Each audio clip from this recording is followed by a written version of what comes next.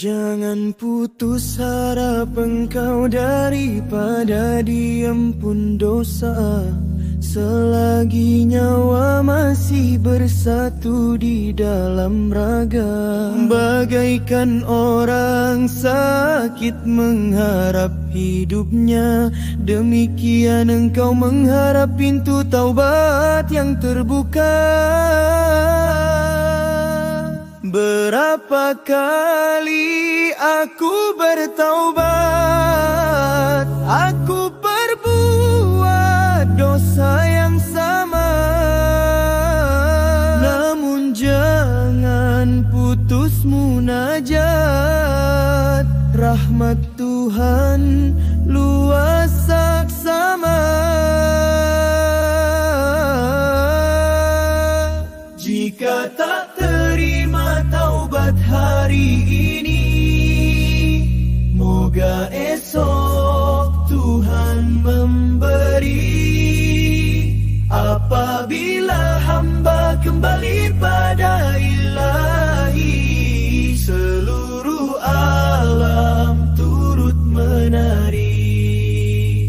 Gembiralah syurga menyambut hamba, 7 petala langit dan bumi. Rasulullah jua turut bahagia melihat umatnya kembali suci. Allah tak reda kau hanya muhibbah, hanya mengaku kasih padanya. Tetapi jadilah engkau mahbubah, hamba yang dikasihi oleh Pencipta. Jika kau tahu Dia melihatmu, nescaya segera kau tinggalkan larangan. Jika kau tahu rugi duniamu, di mana malu engkau pada Tuhan. Ya Ilahi,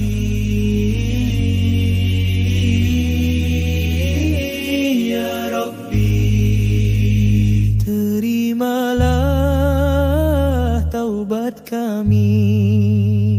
Berapa kali aku bertaubat, aku perbuat dosa yang sama. Namun jangan putus munajat, rahmat Tuhan luas saksama.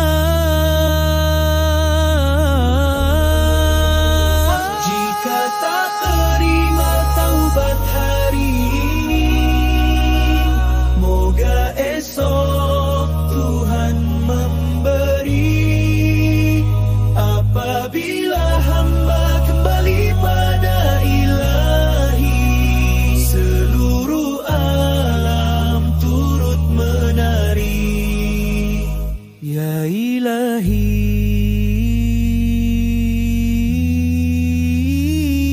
ya Rabbi, terimalah taubat kami.